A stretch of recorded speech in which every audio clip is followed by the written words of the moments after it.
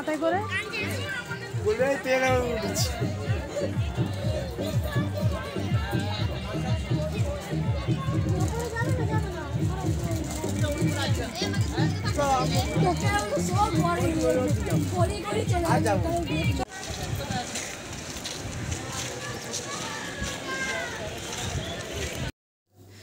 বন্ধুরা, এই জানুয়ারির 7 তারিখে গেলাম বক্রেশ্বর, ম্যাসেঞ্জর, তারাপীঠ, মুর্শিদাবাদ এবং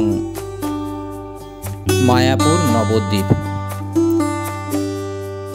এই জানুয়ারি মাসটাই তো বেড়ানোর সময়। সবাই কিছুটা সময় এই সময় পেয়ে থাকে, কিছুটা সময় পেয়ে থাকে তারা সবাই। আমিও ঠিক তেমন কয়েকদিনের ছুটি নিয়ে চলে গেলাম বেড়াতে।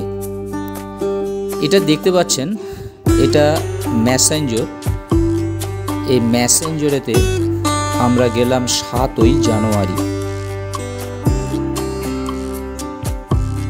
নমস্কার বন্ধুরা, পিজি ভিলেজ ব্লগ থেকে আমি প্রতাপ, সকলকে জানাই স্বাগতম।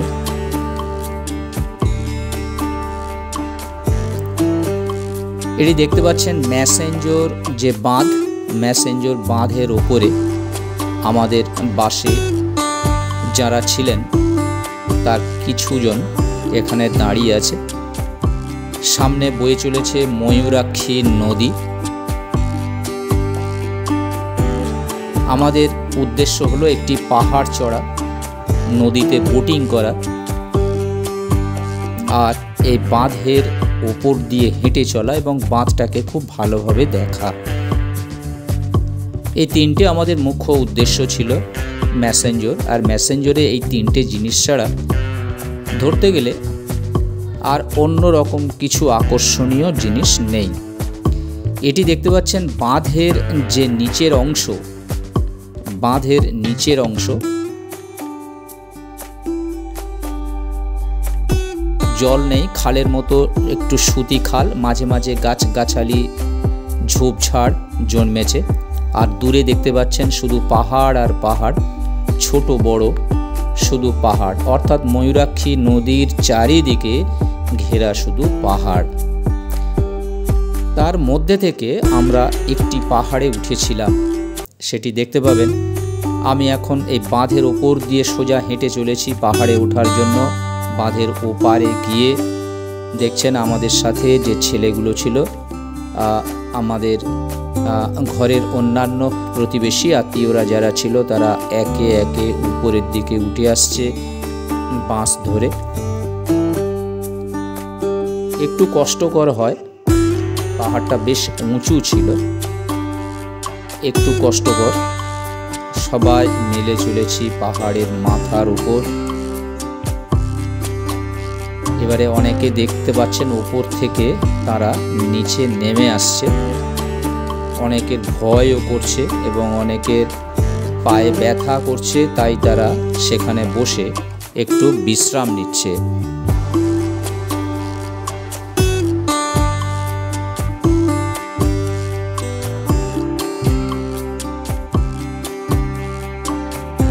এই ছেলেটি হলো আমার একজন স্টুডেন্ট এবং যিনি উপরের দিকে উঠে আসছেন উনি আমার স্ত্রী, হাত ধরে নিয়ে আসছে।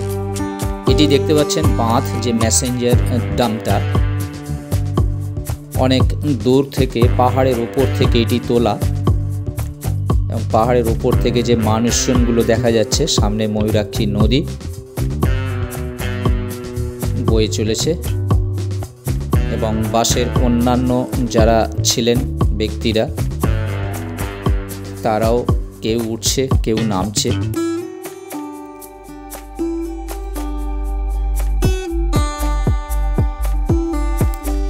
বন্ধুরা, পিজি ভিলেজ ব্লগ এই চ্যানেলটিকে আপনারা সাবস্ক্রাইব করুন, লিঙ্ক শেয়ার করুন। বিশেষ করে গ্রামে গঞ্জের ভিডিও আপনারা দেখতে পাবেন, ভালোই লাগবে।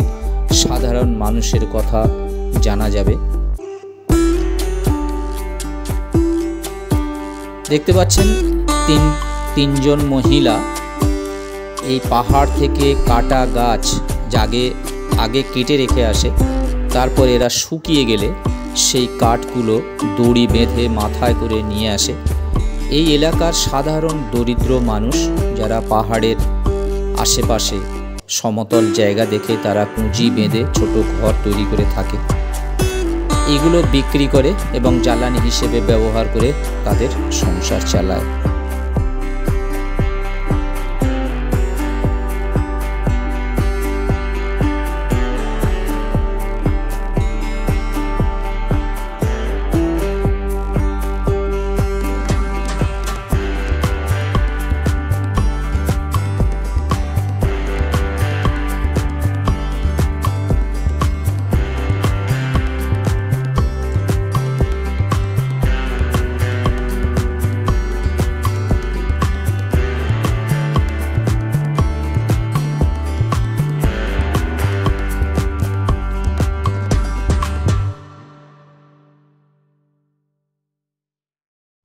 বেশ ভালোই লাগছিল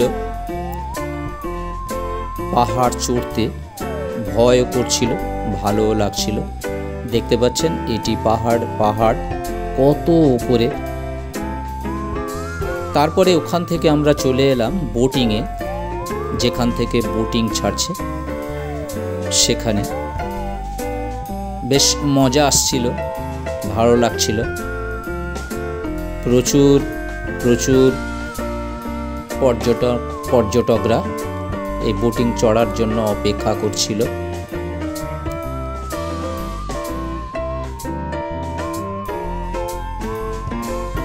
নদীর জল খুব একটা উন্মত্ত নয় এবং খুব একটা স্তিমিতও নয়।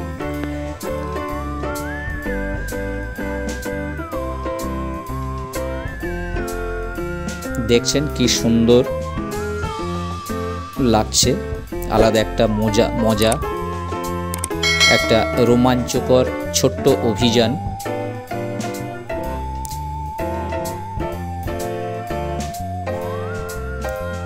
এখানেও বেশ কিছু দরিদ্র পরিবার আছে, কিছু ছোট ছোট ছেলেমেয়েরা, তারা এই বাঁধের উপরে বসে তারা ভিক্ষা চাইছে। আর একটি জিনিস আপনাদের আমি দেখাতে পারলাম না, এখানে মনে হয় প্রচুর পরিমাণে আচার তৈরি হয়, বিভিন্ন ধরনের আচার, কুলের আচার, আমলকির আচার, টমেটো জেলি। রাস্তার পাশ দিয়ে বেশ কিছু দোকান বসেছিল।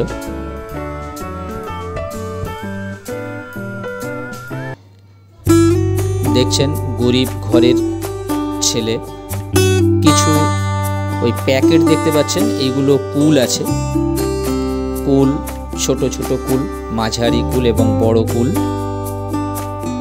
এগুলো নিয়ে তারা বিক্রি করছে।